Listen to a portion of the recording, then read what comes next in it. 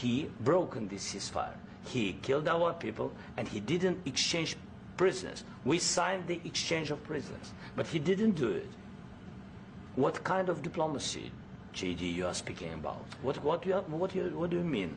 I'm talking about the kind of diplomacy that's going to end the destruction of your country. Yes, but if you Mr. President, with respect, I think it's disrespectful for you to come into the Oval Office and try to litigate this in front of the American media. Right now, you guys are going around and forcing conscripts to the front lines because you have manpower problems. You should be thanking the President for trying to bring an end to this conflict. Have you ever been to Ukraine that you say what problems we have? I have been to. Count one. I've actually watched and seen the stories, and I know what happens is you bring them on a propaganda tour, Mr. President. Do you disagree that you've had problems bringing people into your military? And do you think that it's respectful to come to the Oval Office of the United States of America and attack the administration that is trying to prevent the destruction of your country? A lot of questions. Let's start from the beginning. Sure. First of all, during the war, everybody has problems, even you, but you have nice ocean and don't feel now, but you will feel it in the future. God bless. You don't know that. God bless. God bless. You will not have a war. Don't tell us what we're going to feel. We're trying to solve a problem. Don't tell us what we're going to feel. I'm not telling you. Because you're in no position to dictate that. Remember this. You're in no position to dictate what we're going to feel. We're going to feel very good. You will feel influence. We're going to feel very good and very strong. You will feel influence. You're right now not in a very good position. You've allowed yourself to be in a very bad position, and he happens to be right about it. From the very beginning of the war. You're not in a good position. You don't have the cards right now. With us, you start having cards. But right now, you don't. You're playing cards. You're playing cards. You're gambling with the lives of millions of people. You're gambling with World War III. You're gambling with World War III.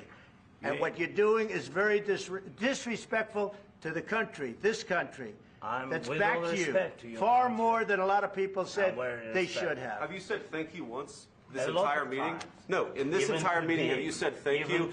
You went to Pennsylvania and campaigned for the opposition in October. Offer some words of appreciation for the United States of America and the president who's trying to save your country.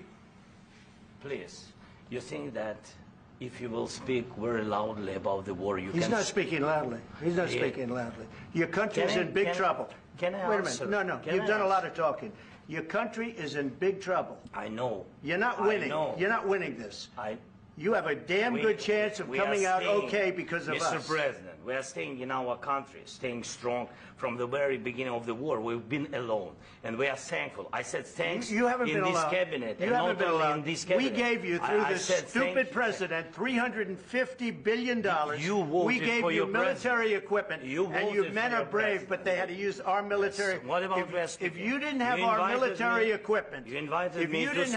military equipment, this war would have been over in 2 weeks. In 3 days. I heard it from Putin. In 3 days. This is something maybe new. Less. In 2 weeks. Of course, yes. It's going to be a very hard thing to do business like this. Again, I tell you. Just say thank you. I said a lot of except that there are disagreements, and let's go litigate those disagreements rather than trying to fight it out in the American media when you're wrong. We know that you're wrong. But you see, I think it's good for the American people to see what's going on. I understand, sir. I think it's very important. That's why I kept this going so long. You have to be thankful. You don't have the cards. Thankful. You're buried there. Your people are dying. You're running low on soldiers. Listen, you're running low on soldiers. It would be a damn good thing. And then you tell us, I don't want a ceasefire. I don't want a ceasefire. I want to go, and I want this. Look. If you could get a ceasefire right now, I tell you, you take it so the bullets stop flying and your men stop getting killed. Of course, we want to stop the war. But you're saying you don't want a ceasefire. But I said to you, I want a ceasefire. With guarantees. Because you'll get a ceasefire faster than an agreement. Ask our people about ceasefire, what they think. That wasn't with me. That wasn't with me. That was with a guy named Biden, who was not a smart person. That was with Obama. It was your president. Excuse me. That was with Obama, who gave you sheets, and I gave you javelins. Yes. I gave you the javelins to take out all those tanks. Obama gave you sheets. In fact, the statement is Obama gave sheets and Trump gave javelins. You got to be more thankful.